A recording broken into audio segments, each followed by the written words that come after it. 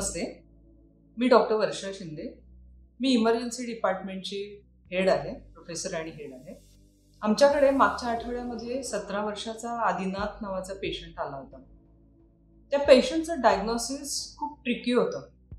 त्या पेशंटला स्वतःला साप चावला आहे हे काहीही ठाऊक नव्हतं. दुसऱ्या दिवशी त्याला जेव्हा हॉस्पिटलमध्ये घेऊन आले त्यावेळेला त्याला ॲब्डॉमिनल पेन, पोटामध्ये दुखत होतं आणि नॉशिया, व्हॉमिटिंग होतं.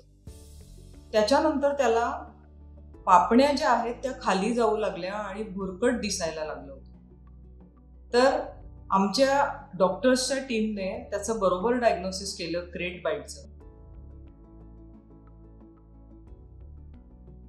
आणि दुसऱ्या दिवशी पेशंटला काय होतं तर पोटामध्ये नॉशिया, दुखणं हे चालू होतं आणि त्याच्यानंतर मग त्याला गिळता येणार नाही, तोंड उघडायला त्रास होणार, श्वास घ्यायला त्रास होणार आणि श्वास बंद पडणार, हातापायातली ताकद कमी होणार, अशा प्रकारचे सिम्पटम्स येतात.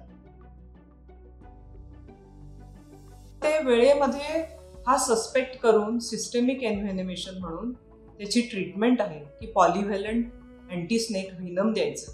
तर आम्ही ह्या पेशंटला अँटी स्नेक व्हेनम दिलं आणि ते टाइमली डिलिव्हर केल्यामुळे तो पेशंट व्यवस्थित झाला. हा न्यूरोपॅरालिसिसमध्ये आणखीन पुढे प्रोग्रेस झाला नाही आणि त्याची लवकर डिस्चार्ज झाली, तो चांगला झाला.